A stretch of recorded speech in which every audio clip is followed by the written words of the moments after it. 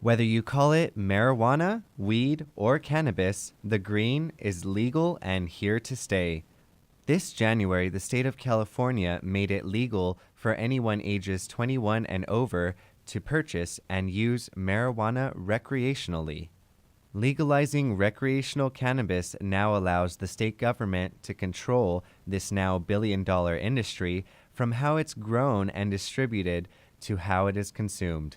I think legalization is great for the quality control. So it's actually going to make for consistency. So I feel comfortable having a regulated production facility. I can cultivate under standardized conditions and produce very efficiently, very effectively, and the same thing every single time. For consumers, that means they'll know exactly what they're getting and that it's safe. We take a lot of pride in our product.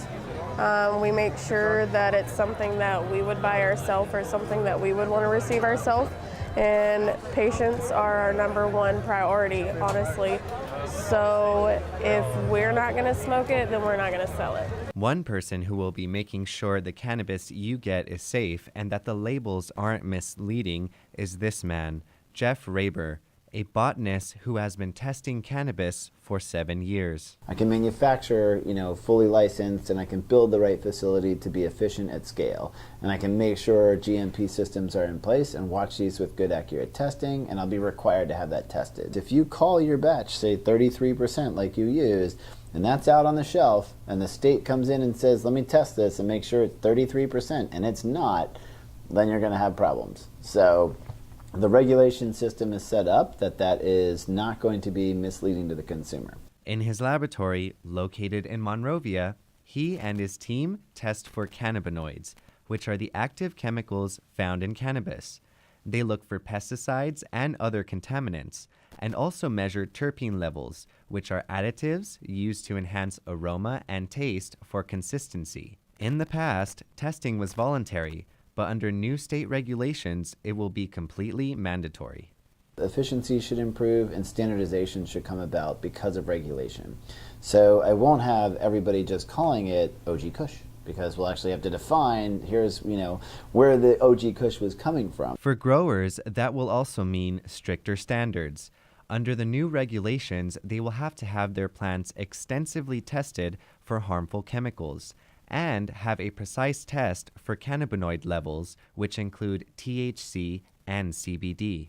We try to keep our prices as low as we possibly can for our patients, and we vacuum purge it for 2 days and have them all tested so we know there's no residual chemicals or pesticides or anything like that. Dr. Raber says controlling what is used in growing the plants, such as pesticides, mercury, lead, cadmium, and arsenic, will make it safer to consume and inhale. Knowing what's in your cannabis is one thing, but knowing what is the safest way to consume it is another. How someone consumes their cannabis is up to them. Consumption varies upon preference. Some smoke it, some ingest it, and some vaporize it or even use topical ointments. For someone like Chloe Flores, a medicinal and recreational consumer, she finds smoking it to be the most effective way. I got diagnosed with lupus, so they recommended CBC. My parents were obviously not for it, but I went and got my rec from a doctor. And then I began going to clinics and getting it myself. I got weed, I got concentrates, I got the water. I was able to bring the water into the hospital. So they wanted me to take Norcos and a lot of different narcotics, but for me weed was easier on my tummy, as well as it helped with the nausea, like me being nausea, because I take a low dosage chemotherapy pill every day. And just depending on what I eat and what I put in my body, sometimes it has a bad reaction and I can't keep food down, and that's when cannabis helps. Like if I smoke a bowl, I'm able to keep my food down. It also helps a lot with joint pain. In the morning, I wake up really stiff. Everything kind of like hurts. After I smoke a bowl, everything loosens up a little. Edibles, they're different and they hit your body different than just smoking a bowl. Sometimes it's a heavier high, and for somebody who hasn't tried it, I know some people that have tried edibles as their first time, they end up freaking out, wanting to go to the hospital because it's so strong. And you're not controlling the amount.